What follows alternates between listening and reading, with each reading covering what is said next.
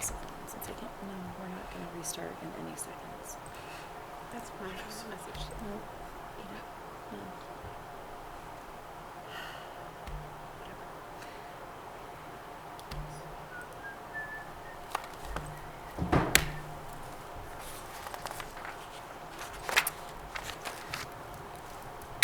Thanks for your patience, everybody. We're going to get this regular Hollow School Board meeting underway. It is Wednesday, January 8th, 2025. Happy New Year, everybody. It's our first convening time of the new year. We're going to go ahead and get started with any agenda adjustments, nominations, resignations, retirements, or correspondence. I simply have a correspondence, and this is a correspondence from one of our 5th grade teachers, Amanda Inman, announcing that she will be going on leave effective April 25th through the last day of the school year. And we already have a replacement in place with Karen Kelly. So How efficient are you? Thank you so much. we're very lucky to have that replacement. Do we need to do? Nope. We don't have to do a motion on It's that just one. information. Perfect. Yeah. Well, thank you. Good luck, Mrs. Inman. We're excited for you. All right. No agenda adjustments or anything either? Cool. Approval of minutes for December 2027 meeting. The following amendments were offered. Page 5, line 7, replace move with who moved. Page 7, line 32, replace way with long. Page 8, line 14, correct the spelling of round. I will accept a motion to accept as amended. So moved. Second? Second. All those in favor, or discussion? Any discussion on the? No. All those in favor? 500. Thank you. We also had a non-public during that meeting, so we're going to do that approval of minutes as well. I'll take a motion to accept as presented. So moved. Second? Any discussion? All those in favor? 500. Crushing it, team. Well to go. Our public input wasn't slated to start until 6:20. That's about 15 minutes away, but we will start it now. Are you here for public input? Just hanging out? Excellent. Well, we will leave public input open for the 30 minutes beyond our published time, just in case anybody does arrive. So I will declare public input open at 6:05 tonight. All right, moving right along, let's head to the principal's report. Sure. So as you can see, our enrollment is pretty steady. We've moved up one additional kindergartner and then steady in all the other grade levels. So some other exciting information. January 9th, tomorrow night, we have our strings concert here at Hughes at 7 p.m. Can't forget our early release coming up on January 17th. And the Martin Luther King Jr. Day, Civil Rights Day, January 20th, so that's no school day that night. Information night for facilities committee is on January 29th at HPS from 6 to 7. Our grounds, it's been nice that we have not had snow. Let's keep it that way. And so we're able to fully utilize our outdoor space. At Hall's Primary, all of our safety glass for the doors around the building were installed, and the project went very smoothly. And at Hughes, we had a staff spelling bee, and congratulations to Miss Kylie, 2nd year in a row. I have a feeling I just have a feeling that she would have been a former winner herself when she was a student here. And that's about it. All great stuff going on. I have a question that is not like about something new, but just about the NESDEC projections.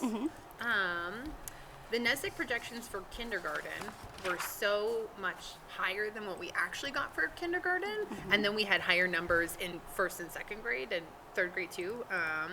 But so I just kind of like was wondering if there was any thoughts about about the difference in like where they had distributed their projections, and if there's any meaning that we have gleaned from that. Certainly, kindergarten's the most difficult group to estimate because we don't have any, other than preschool students, we don't have students currently enrolled. And it's not an age of mandatory attendance. So we might have the students in the town, and those families might not enroll their children into kindergarten.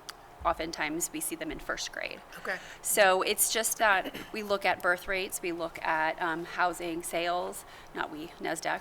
I just Gina does it on submit the data and they weekends. give me a report back. And that's just really the hardest one to pinpoint. And so that maybe means next year, the 30 kid difference, like, well, that will show up in first grade probably. Potentially, yeah. Okay, all right. Yeah. Okay, thank you. Which there's already a 26 child difference between current kindergarten enrollment and current grade 1 enrollment. So that's kind of illustrating that same kind of point. Yep. Thank you. Again, let's please see the January 29th info night at 6 p.m. since we're talking about enrollment. Yes, I'm going to emphasize that a couple times tonight. Excellent. Any questions? Any further questions about the principal's report or enrollment? Anybody? Awesome. All right, moving right on to discussion. We're going to see the FY25 revenue and expense report. Hi, how are you? Good, how are you? Good, thanks. Okay, so as you look at the December 19th revenue expense report, you'll see that we're currently showing a deficit in expenses of $167,182. This is due to unfilled positions, so we have to fill those positions with contracted staff and special ed staffing, paras, speech and language provider, and psych services. But just know that this is an estimate as of 12/19, so we're actively looking to fill those positions so that we can hopefully release the contracted people and save some money. With this negative expense and the expected revenue, it leaves us with an unreserved fund balance of negative $162,202. Then we have to fund the SAU building trust, which is the rent of $23,970, which makes us a deficit of $186,172 at this time. A proposed solution in handling this, if it's how we end the year, which hopefully we will not, would be to use a retained fund balance for this amount, which would then leave us with a new projected fund balance of $0. Hollis District is currently in a freeze, which means that any monies that we've already encumbered in POs is okay to spend, but any new purchases won't be approved unless it's for emergencies and/or critical needs for the students. Because of this Yes. deficit? Okay. Yeah. Is that decided upon, I'm sorry, are you done with your report? I'm Yep. just going to dive right into Yes. questions. Is there a threshold, or is it anything being in debt at any level, or is it once we're in debt at 25,000 freeze? Kelly or- really makes the decision, so I think it's just she takes everything into account, Okay. thinks about whether the trust funds can fund something or not, and then just says, okay, we need to watch our expenses. And we'll be monitoring it every month, so the freeze may lift if something changes, but for now, we're not telling them they can't spend because they're told to encumber what they think they need to spend for the year by September 30th. So they should have their purchase orders already in. Perfect. So those can, if they haven't purchased it yet, but it's in a PO, they can spend it. It's the money they did not encumber that suddenly they want to say, oh, wait, I need. And we're like, not right now. Put it on your list. Yes. Are we talking about, sorry, go No, ahead. Kelly's the one that decides if we go into a freeze. Yes. Gotcha. Yep. She has that power. I mean, she might speak to Gina and Yeah. Andy as well. Sorry. Sorry about that. I just know Kelly tells me. Sorry, Gina. That's all right. Gina's like, I'm too busy analyzing the NESDAQ They obviously table. have lots of meetings.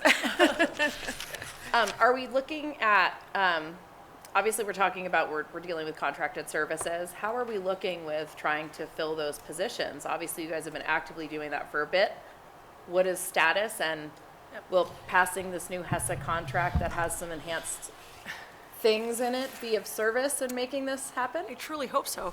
So we do have our paraprofessional openings on our employment openings regularly. We also advertise on Indeed. We have, since the new year, gotten a decent amount of applications through Indeed, so Sarah is following up right now.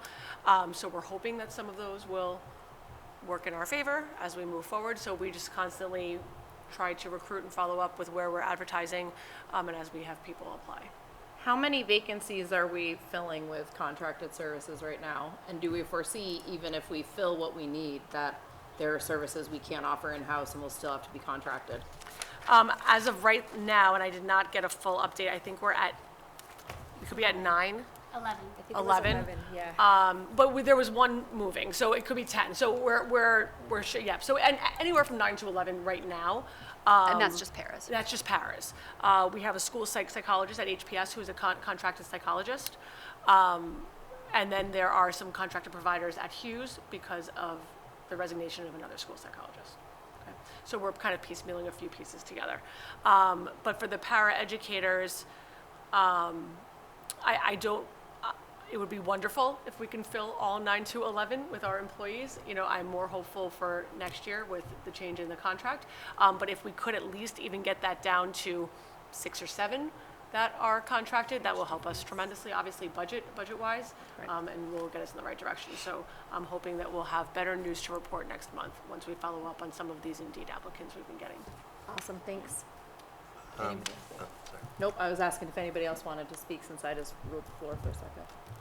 My question was just, is there a certain point in the calendar where it would be like unlikely to continue to fill just because it's so, once it gets too late in the school year, basically? Well, for the school psychologist positions, you know, we always refresh, you know, because, and we'll probably have better luck filling those for the start of the next school year. But for para educators, we really hire the whole year round because we have summer opportunities. So if para educators, even if they're hired in April or May, a lot of them likely would want to work through the summer, and we have a lot of ESY opportunities for them. So paras, it's more of a continuing cycle. For professional staff that are contracted, there's better luck to hire at the start of a school year. I also want to mention, you know, I know that we have the fund balance, but we also do have the special education trust, and I'm not saying that we need to dip into the special education trust right now, but this is part of the reason why that exists, and that is another option for funding should we have this deficit still at the end of the year, which, again, I'm hopeful we won't, but just in case, that is why that vehicle exists. So that would be the secondary source, though? That would be a decision, you know. At the time? Yep, Okay. we can discuss all of the possible options and decide best where we want to pull from. Okay. But I do believe we are at the max of the special ed trust. I don't believe we are in Hollis. We're not in Hollis, okay. Because there are so many other funding sources in Hollis Right. Yeah, I didn't check that balance before I came here tonight, but whatever threshold we're at with the special ed trust, we can decide whether we want to pull from multiple sources or what have you. But Got it. Sorry, I thought you had to pick one or the other. Thanks for clarifying. Not at this point, No. but I will say that Kelly is very conservative. Yes. And so this can kind of flip, just throw that negative and make it a positive Yep. in, you know, a month's Yep. time. It's better to be concerned and scrutinized now than to kind of be caught in June with not enough money and the need for a special meeting. So what we will do when we get closer, if we still find ourselves in that position, Lauren, Kelly, Andy, and I will meet and kind of weigh the options for what fund to use and make a recommendation to the board, and then we can share our thought process, and you can certainly go in whatever direction you want, but it will come with a recommendation from us. And that would be a special meeting we'd have to have. No, that would just be at a board meeting, like the May just a board regular, meeting okay. or Yeah. the June board meeting. We certainly have various funds that could, if this number were to stay, to cover that number. If we had depleted all of our funds and had a negative balance, it would require a special meeting to ask the taxpayers for additional funds to cover FY25. Gotcha. Thank you for clarifying. Yep. My memory is that the unreserved fund balance is actually at a slightly higher, it's actually slightly higher than we often want it to be. Is that right? Like the amount that we have in That's that? for the SAU. And And that's that we for have the no SAU, not for mechanism the- for returning Gotcha. it. Okay. But for Hollis, it's a dollar amount that you guys vote on in about August after the audit Okay. is complete. So, any other comments or questions? Excellent, thank you. And now on to the FY26 budget discussion. Okay. So if you take a look at the new item spreadsheet, there has not been too many changes between the new items from round 3.1 to 4.0. Pretty much everything that we've been discussing remains. Some items that had been slated for the trust, the maintenance trust, have now been zeroed out, such as the SAU barn security cameras. So that's been zeroed out, and we'll take a look at that again next year. But if you recall, going down to safety and compliance issues, the door magnet systems for grades 2 and 3, that was an item that we shifted to the money left over from the existing bond, as well as staff bathrooms at HPS, and then the Munters unit repair optimization for Hughes. Looking at, going back up, items that were moved to the trust: school guard glass entrances for Hughes, girls' bathroom stall replacement for Hughes, classroom flooring lower level for Hughes has also been moved to the trust. And then some items that have been zeroed out for this year completely, which would be the Drury Lane repaving and the exit lane addition, thinking that that would really be best suited for a complete redesign of the roads if we go ahead and move forward with an expansion, just to kind of look at that holistically. And then the admin office flooring, replacing that at Hughes, has been moved to the trust. And then it was already there. Exterior door removal and replacement has been moved to the trust. A few items, like staff chairs, have been slated for if there's a fund balance at the end of the year, which right now we're talking about a negative, but if things change, we can certainly purchase some staff chairs. Settle into your existing seats, babies. Bring a pillow. No. And then digital analog clock replacements, matching desks in the main office. Those are items that have been deemed to be certainly valuable, but less important than, less critical than some of the other items. But certainly we would be looking at purchasing them if we were to have a fund balance. And this was in response to when the both the HESA and the HEA contracts were brought forward to the budget committee. They are certainly large dollar amounts, and my sense is that they want to support them, but the overall budget was just a large number, and so we were looking to reduce less than necessary items in the budget to prioritize the contracts. And as a side note, we'll be having a conversation at the BudCom meeting about HEA and HESA next Tuesday at their regular meeting, kind of giving them their heads up. This is not where they're voting to recommend or not recommend. It's just a conversation. That all will happen during the public hearing in February. And that's at 7 p.m. in Town Hall. Correct. Yep. And just thank you for saying that, because the public hearing for Hollis is February 11th with a snow date of February 12th, and those meetings are at Town Hall, not here. So just, that's a little bit of a difference. So Yep, just going because to reiterate they're that twice. joint meetings Yeah. with the budget committee, so we attend in their space, correct? Yep. That again is going to be at 7 o'clock. What was that? Would that again be at 7 o'clock? Or So does that one start at 6? we usually do a 6:30 start for the school board only. Because it's a joint meeting, we will convene, and we will at that time vote, do our recommendation votes on each of our warrants, and then we'll kind of, what is it, we pause our meeting, Recess, yep. recess, thank you, I was pause, no, that's fine. So we recess while the budget committee part happens, and then we will adjourn at the end of that. Thank you. You're welcome. So 6:30 for our portion, 7 o'clock for the joint. Okay, and then moving down through to the warrant articles. So this is the second to last page of this document.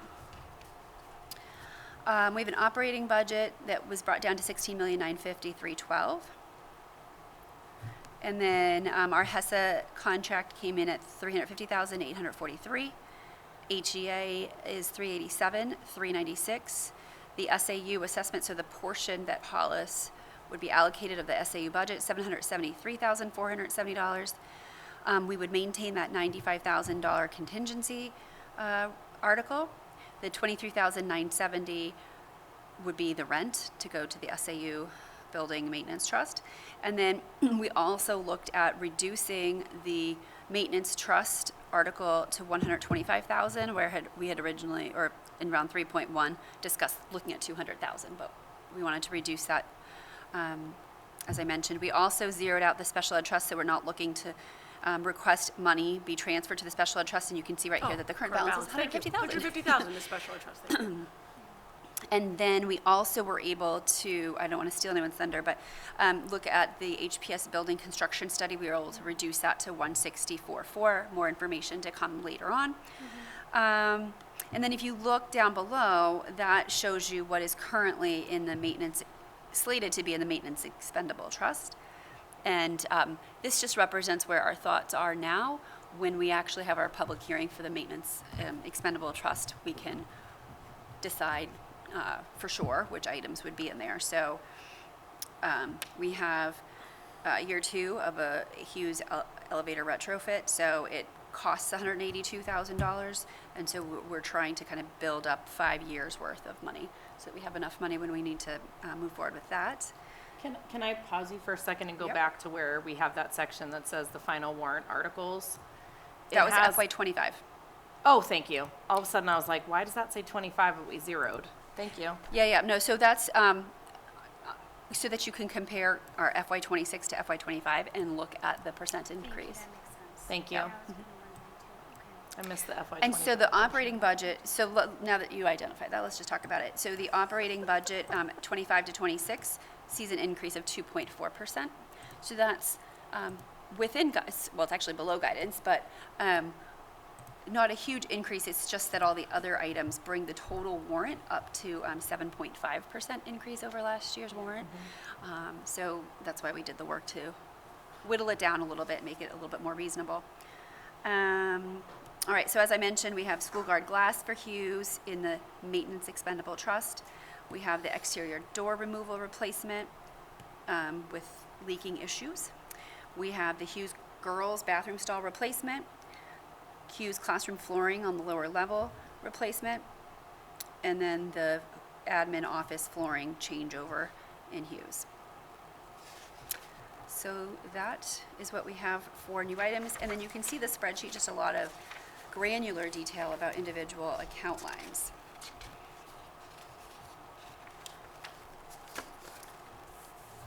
So for anyone listening at home, you know, or reading the minutes, which also happens, could you just explain if the operating budget is not passed, what happens? How does the school, because it hasn't happened. Certainly. if So that were we to happen. are not an SB2 district. We are an annual meeting district. So we have to leave the meeting with a budget.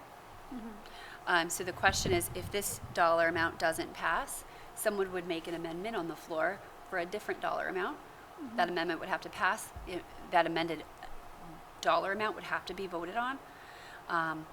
And so that's how that meeting works, So it would just keep being votes until there was an until agreement. something is agreed upon. Yep. And so we go to those meetings with a prioritized list of what remains in the budget, what does not remain in the budget. But for the operating budget, it's really just a bottom line number. At the end of the day, we're given a dollar amount, and then we spend what we believe we need to spend, unless a specific line item has been zeroed out. So we can always, change things around, and reprioritize. But at the meeting, we just come up with a list of where we're thinking we would go if we were given a lower number. Thank you. Yep.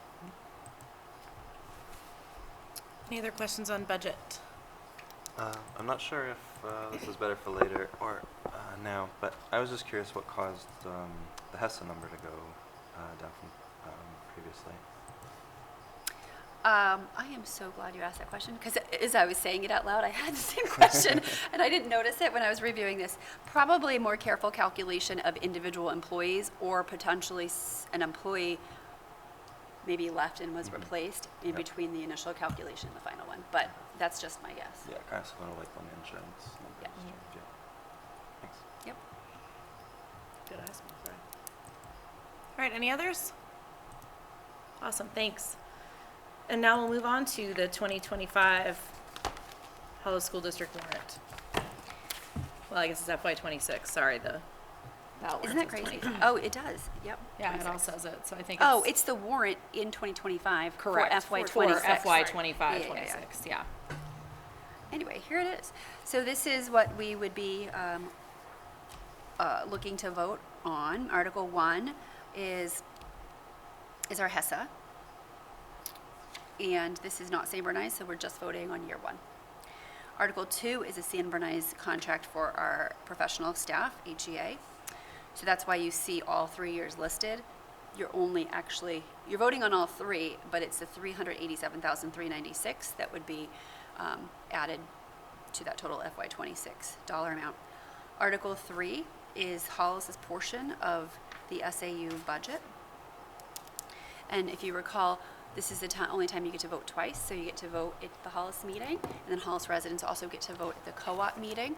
And it's the sum of all the yeses versus the sum of all the noes at all 3 meetings that decides whether or not this passes. So if you recall last year, one individual school district, this failed, but overall the number of votes passed, and so the SAU budget passed. So it's a little bit of a different warrant article.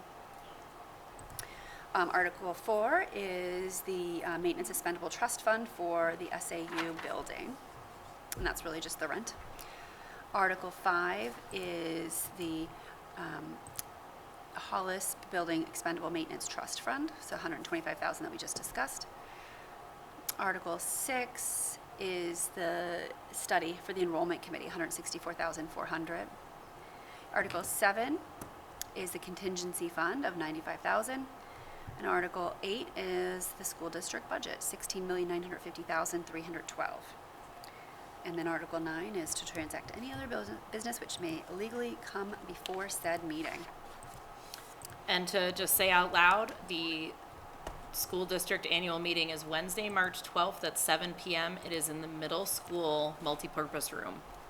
So you enter through the front door and you'll find your way to the MPR in the back of the building, but it is not at one of our district buildings for space purposes. Jean, I just have one note. Yep. In going over the information for HESA between Lauren, Amy, Kelly, and myself, we realized that number is not correct. It's $350,844, not 43. I know it's a small amount, but I'll just contribute the dollar. It's fine. I don't think you can legally do that. I know. We appreciate your generosity. Okay, so I will let Kelly know. Excellent. Obviously, we've looked at all of this. We've discussed it for a while, but do you guys have any remaining questions or anything that you think would be of note to mention to the public about this? Anything like that? All right. Thank you for the warrant. We appreciate that. And just, I'm going to say this just to be extremely clear. There is no typical February meeting for the Hollis School Board. It is just the public hearing where you convene at 6:30 to take a position on these, and then you recess. Correct. So this is our last typical meeting before the district meeting in March. So we also do not have a meeting in March. Like our regular Correct, 'cause it's Wednesday the meeting, annual it's meeting. the district meeting the second week. Yep. But I will say at this point that at the end of the month, we will have the paperwork available. It'll be the filing dates for all of the district positions, school board positions. Yep. et cetera. So, So the next time we do have one open school board position, because Amy is a temporary fill-in, and so, I mean, technically 2 will be up for vote, mine, and the 2 years remaining on the one that Amy's filling. yeah. have we been actively advertising that in newsletters, going home via schools? I haven't noticed any. I didn't notice, maybe I missed it.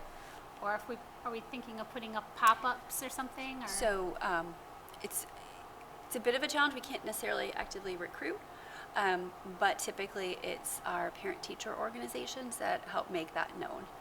So we have the information posted on our website with all the filing dates and the paperwork. Is there a specific concern around recruiting for a school board position, Gina? Just that Well, it's they're- political, so Yeah. we can't be condoning one particular candidate over another Yeah. or encouraging one candidate over another.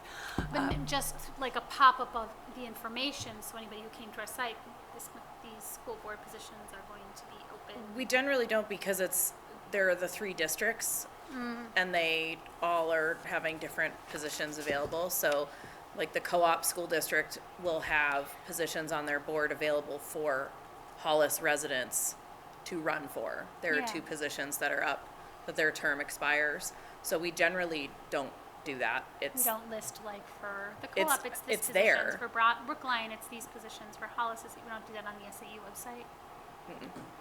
it's done on the individual district sites, and I think, I mean, the paperwork to file and the information about it is on the SAU site, but the information for each individual board is on the board site. And So so the paperwork is present, and so when you open up Hollis, you'll know specifically what positions are available, including the length of the term. When you open up the same paperwork for Brookline, et cetera, you know, the same information is available. How do we get that information then out to the community at large? The PTA. The PTA Well- generally does it. But they can't real, It's not How do about they- recruiting. They No. socialize that there are positions available on the board if people are interested. And there are technically positions available on the board every year in March, right? So there's 1 or 2 every year. I guess I So was they- thinking of communicating like outside the school community though. That's what I mean, PTA is responsible for that? No.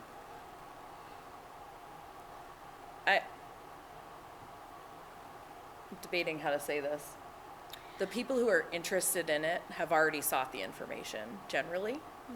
And those who are interested in it are gonna be going to the website to see the individual board information, see what's available, and they'll be able to calculate it for themselves.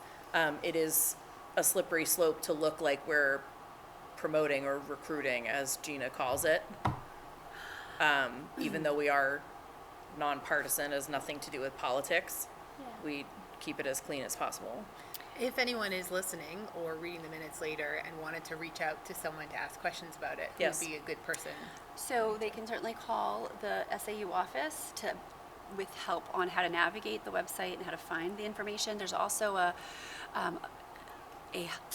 ask questions or help now within the website, and Emmy reads those every day and responds and directs folks to where to look, or here's the direct link. So call or send the inquiry over the website, that's fine. You can call the schools if you'd like, and they can do the same thing, but I would say the SAU office is probably a more direct path to getting the information. Yeah, and I think as everybody on this board has experienced, existing board members will answer any questions for any interested party about what is it like serving? Is it just the meeting? What is the other effort? What are the expectations? So people are always welcome to reach out to any of us as well. I speak on behalf of all of you, just be ready. Thank you. All right, I think that wraps the warrant conversation. Onto the enrollment committee update. Okay, so we've met a couple times since we met last. When we met in December, we updated the team on a meeting that took place between Mrs. Isbicki, Ms. Sayer, a community member, community representative, and myself with Kevin Anderson, the town planner, and the consultant to the planning board, Mark Fougere. And we talked to them about what is happening in town, what do they foresee, how do they see overall expansion in the town. We got a little bit more information about the process that they go through when they're giving out permits. But, you know, the ultimate takeaway was that it is a guessing game. And it is very difficult to look at projections, particularly because with a project like what we're looking at, we don't want this to last just for another 5 to 10 years. We want this to be a project where we wouldn't have to think about this for another 30 years. You know, we don't have to keep coming back to the town for money.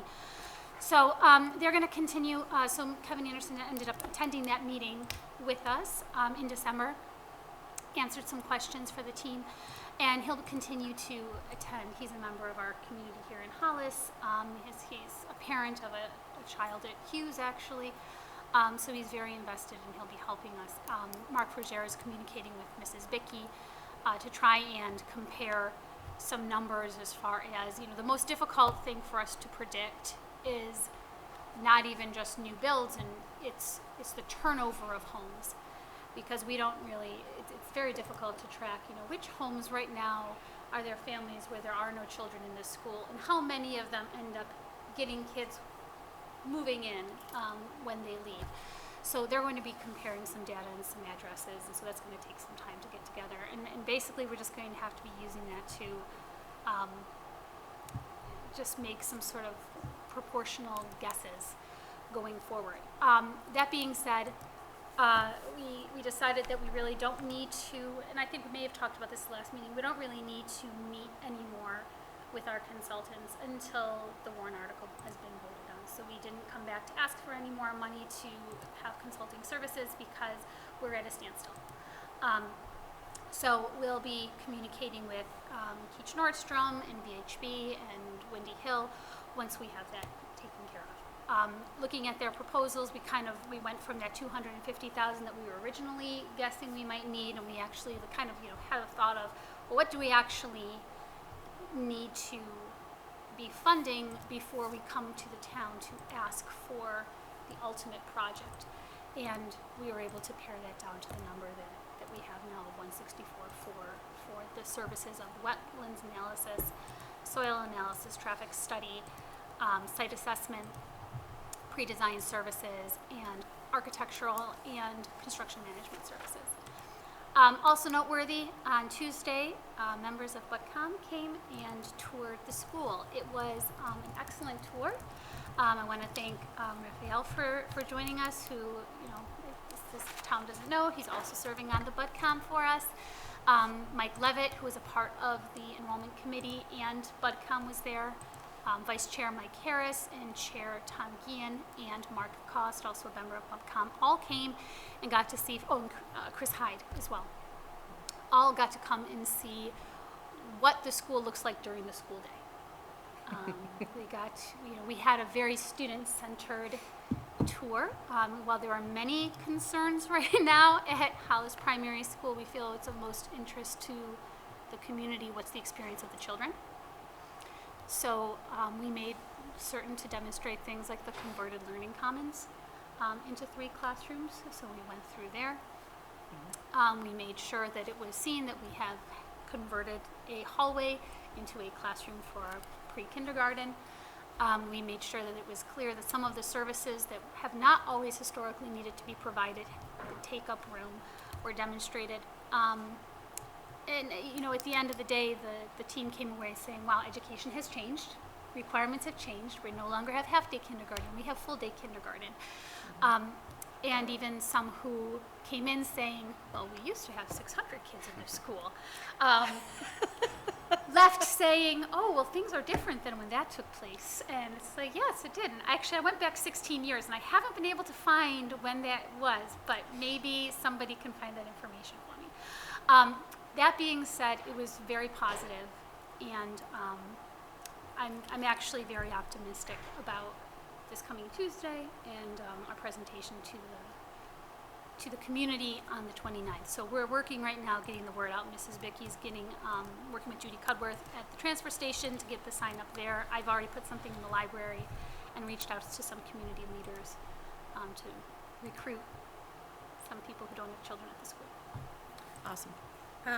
And some of these, it sounds like I wasn't able to attend the enrollment meeting, and so you'll have to tell me if some of these things came up or not. But it sounds like the town planners are trying to make educated guesses. Is what a lot of what this is, which makes sense.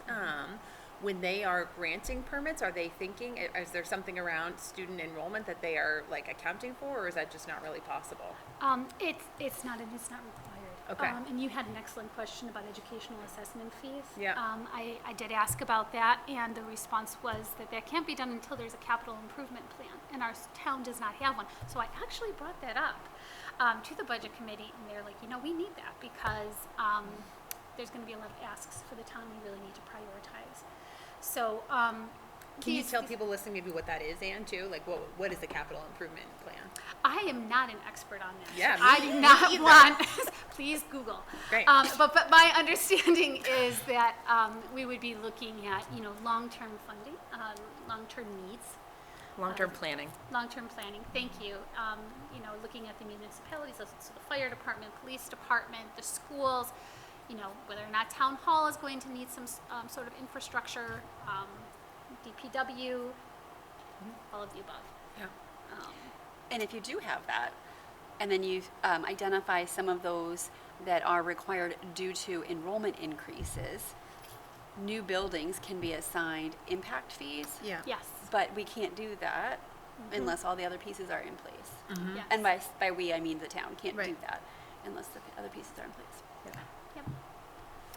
So, Did they share, and again, I think probably you just don't know, Ann, but did they share why we don't have a capital improvement plan? because, the words were, and I quote, "We are a town run by volunteers."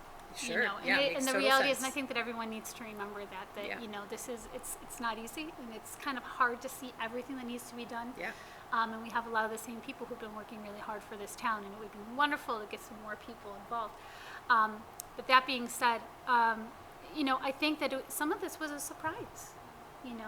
Just looking from our perspective, I don't think that the members of the BudCom, and I think that they represent a large portion of our community who don't have children at the schools, just unaware that it was as difficult as this. You just look at the numbers, you think, well, that's not that much. I mean, if you'll see in my presentation, it's gone up 36 students in 10 years, and you think, well, that's only 36 students. But then when you have to take into account the classrooms are taken to kindergarten, to OT, to specialists, to intensive needs, to Pre-K. expanded pre-K, all of a sudden, yes, you're up 36 students, but you're down 7 classrooms. That's important. And if we add things like environmental science that enrich our curriculum and our children's experience, and we're a town that values that, that matters. And people just don't know. That's why the information session is so important on the 29th.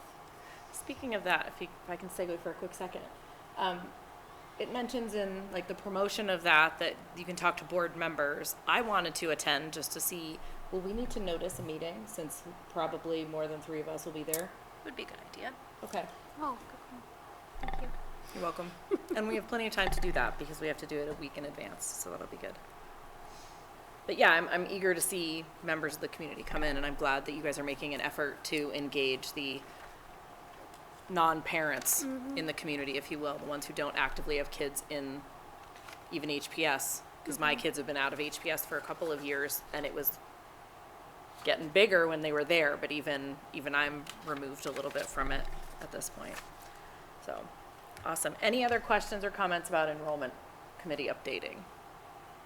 Thanks for your work on that, Anne. Oh, yeah. Sure. Thank you for the questions. Of course. All right, we are now moving into the deliberation portion of the program. We have a policy memo, but I know that we like to take each of these individually. Do you guys want to follow that again this way? Do we want to talk about the policy memo first? I can just give you a little bit of a heads up that the first 7 policies are third reading and adopt with 0 changes. So theoretically, they should be easy to review. And then the next policy is a first reading and adopt with a very minor change, and we could do those as 2 separate motions or as 8 individual motions. Doesn't matter to me, but I don't think there's a lot of And to clarify, the very minor change is instead of it saying second Wednesday of the month for our meeting, it says first Wednesday of the month. That's the only change in that BEA policy. I think I'm generally the one that likes to take up each policy individually, but in this case, I'm comfortable taking them up as outlined on the memo. as Awesome. 1 or 2 motions. So it's 2 motions. Anne, how do you feel about that? I agree. Nothing was controversial. Jess? Yep, I'm happy to take it Surveying the as. scene? Yeah. I'm comfortable with that as well.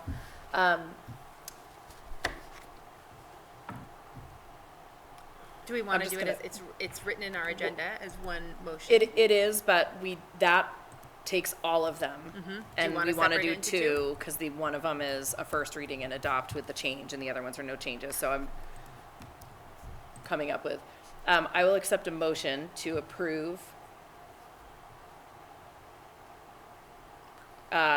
for I will take a motion to accept the third reading and adopt the following policies per the policy memo. Policy IGE, parental objections to specific course material.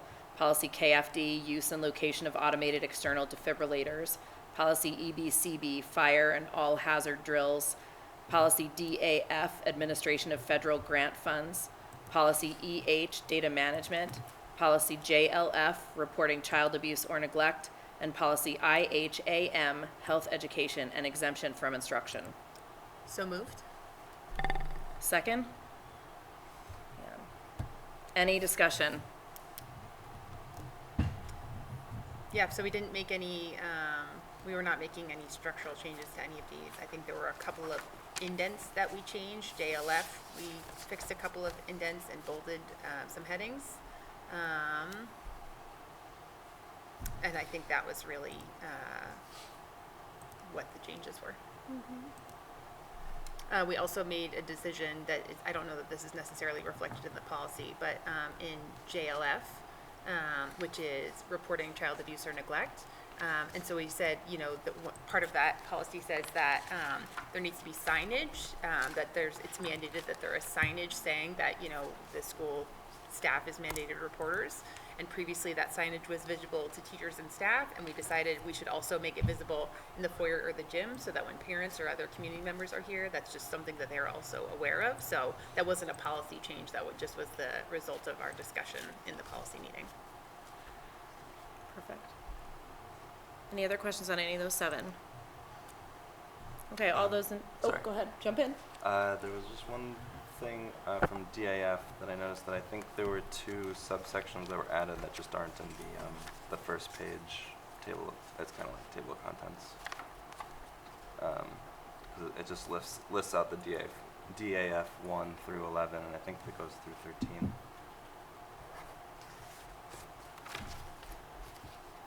Yeah, you're right, Raph.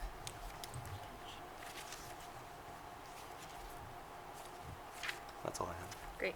You just love that policy. I do. He's like cracking knuckles every time it pops up. Please adopt this policy for Raph. So how do we want to handle that? Do we want to adjust the motion? Do we need to adjust the motion, or are you guys okay with that as a change? We can adjust the motion to include the amendment to DAF. Okay. I'm not going to reread all of the policies again, by the way, because that's too much. So we're going to, you were the one who technically, or you were, do you want to read it, or do you want me to amend it for you? And you can say so moved. I'm happy for you to amend it for me. So we're going to amend that motion to accept the third reading and adopt with no changes policies IGE, KFD, EBCB, EH, JLF, IHAM, as well as accept the third reading of DAF with the 2 minor changes and adopt. So moved. Second. Perfect. Thank you. Any other discussion? Seeing none, all those in favor? 500. Thank you. I will just interject that another reason why we're doing first reading and adopt is that this sort of concludes our regular board meetings until the reorganization in April. And so we decided that it would be a nice, clean way to break policy until, not break policy. We're not going to break policy. Sorry, can you repeat that? Have a break from our policy committee with all the policies fully adopted, and then we'll start fresh with the rest of the policy. Lauren has quite a few for us. We're gonna have a bunch. She's so good like that. Raph, get those knuckles ready. You're gonna love it. All right, so our second motion, in order to satisfy these 2, I will accept a motion to accept the first reading and adopt with 1 minor change policy BEA regular board meetings. So moved. Second? Nobody said anything. I saw hands moving. There was a hand. Any discussion on this one? I think we just talked about it changes the word second to first, so we know when we're actually meeting. Excellent. All those in favor of accepting? 500. Thank you. I'm technically going to close public input right now because it's been half an hour from our originally scheduled time. Do we have need for a non-public this evening? We do not. We I do have not. one last policy question. Oh. Sorry. A number of years ago, I know we had asked the New Hampshire School Board Association to do a review of our policies, and I was just wondering if there's been an update on that endeavor. Thank you for reminding me. That's great, thank you. We received a very timely update in December of 2024 for a request that was put in, I think, in 2019.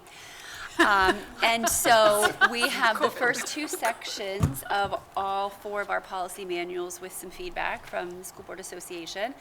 And the next few sections should be here by the end of the month. So that'll be something else that the policy committee will tackle as soon as we reconvene in April. Yeah, Fantastic. yeah, I'm Thank excited. you. Good question, Amy. Thanks Amy, for were keeping you us part honest. of initiating that? Thank Yes, you she for was. initiating that request in I 2019. used to ask, I mean, literally every meeting. Every I would meeting. ask every meeting, and then years went by, and I stopped asking. Yeah. So I wanted to ask tonight at my last official meeting. That's right. So, yeah, that was something I wanted to say is thank you to Amy for stepping into this vacancy, coming back to us. We knew you couldn't stay away for too long. Right? So we just want to thank you for that. And I know obviously you'll close out the season with us up until the election. So that will be a seat that is open. If you feel like, running for the 2 years, you can keep coming. But we've got 2 years left on that seat as well. So that will be up for election. So Amy, thank you on behalf. Appreciate you. At this time, I will take a non-debatable motion. Oh, wait, aren't we adjourning to non-public?